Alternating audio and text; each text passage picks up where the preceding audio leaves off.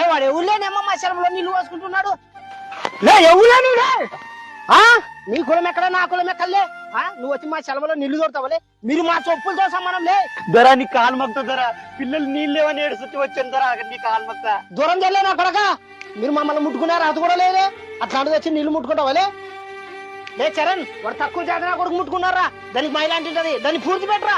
సరే దొరా దొరా నీ కాలు మగ్గుతా దొరా, వద్దని చెప్తారా, నీళ్ళు లేకుండా బతకరా దొరా మాము. దొరా దొరా నీ కాలు మగ్గుతా. బతకుంటే చచ్చిపోండి, తక్కువ చేతనే అన్నారా.